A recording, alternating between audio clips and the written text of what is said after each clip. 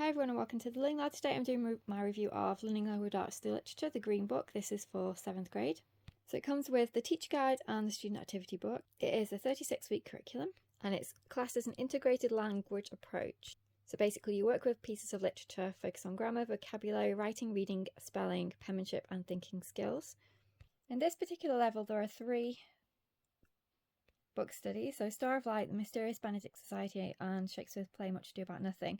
We decided to just do the last 2 and miss out Star of Light because we had a book that we were going to be reading. So this is kind of a breakdown of the table of contents. So we've got the literature passage which you'll be working with, which is in this case Black Beauty for lesson 1 through 3, and then you have an assessment. Then we go on to the poetry unit and it goes it's all about different types of poems, and then you actually do write a poem.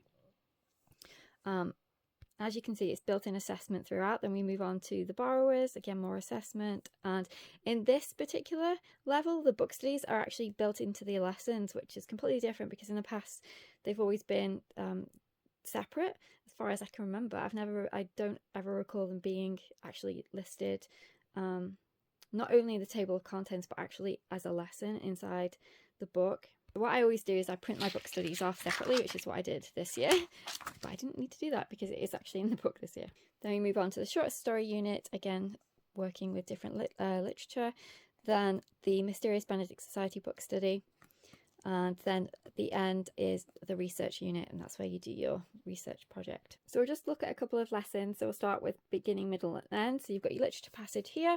So in this particular level you're taking it from dictation.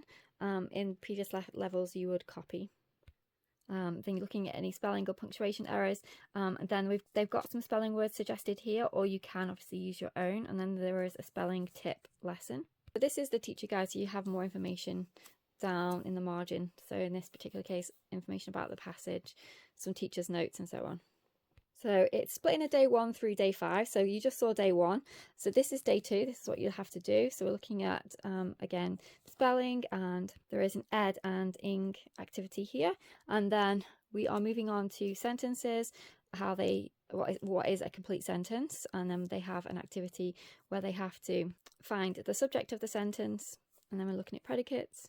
And again, they have to divide between the subject and the predicate. Then this is day 3. The teacher guide does have all the answers built in for you.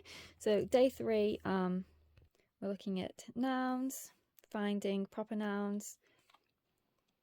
Again, talking about a simple subject now, personal pronouns, and they are to review their spelling words. And then day 4, there is an exercise on verbs and being verbs with an exercise for them to do.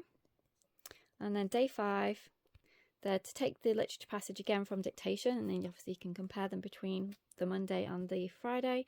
There is an exercise where they're to look in some of their own books for subjects and predicates. Choose skills and the review activities, which will be coming up soon. And then in this particular level, this was new as well, it's called the Say That Again. So basically it's an oral narration. So there is a passage for them to read, and then they are to recite it not recite it tell the story back via narration, but they also actually want you to write the narration as well. And then it always says enrichment, SAB, which is student activity book. The enrichment is in the student book, never in your teacher guide, but the answers are in the teacher guide at the back in your appendix. And then the review activities are at the end of the week, and then you can just pick if they've needed extra help with anything. So that's the first lesson. So we'll look in the middle now. Okay, so lesson 18. So this is a passage from Around the World in 80 Days. So again, we're taking the conversation from dictation, proofreading for any errors, looking at some misspelled words and spelling. Here's the spelling words for this week. Then we're looking at the Y before I, ing, spelling, S, ed and ing. Some can't even talk today. Quotation rules. Passage for them to correct punctuation and capitalization.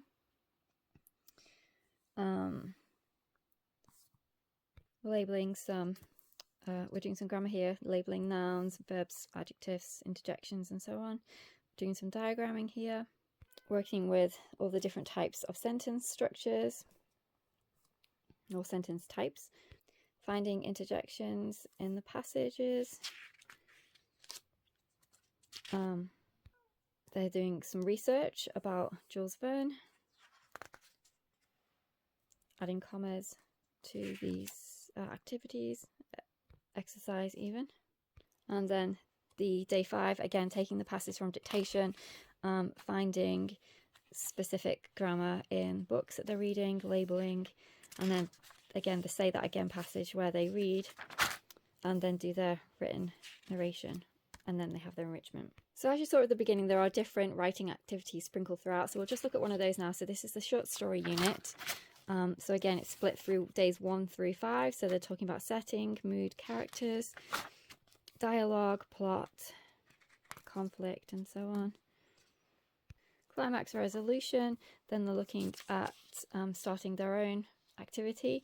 So there are some pre-writing tips. Then in the following week, they'll look over their story ideas that they've researched, and then they'll start developing their story. They have a checklist here. Then the assessment. So it's assessments are sprinkled throughout. So this is assessment 6 for lessons 19 to 21. And that finishes their assessment. The final week is actually part of their research unit, so it'll just be easier to just show you the whole thing.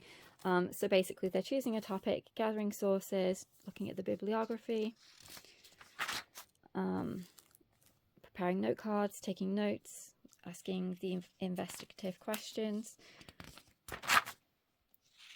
They've got a checklist there. Writing the first draft, and then it's got an outline guide for them. Sample sentence outline for different topics, in this case bees. Then they go through each part of the paragraph structure, including the concluding. Then they move on to revisions in lesson 35. Oh, that's my cat, she desperately wants to come in. And then complete the final draft, and then they've got their final end of lesson 28 to 36 assessment. So in the back of your appendix you have the enrichment answers, which are in the questions for those are in the student activity book. You have your index, prefix, suffix, roots, and so on. They're all here at the back for you. So they do go quite into detail.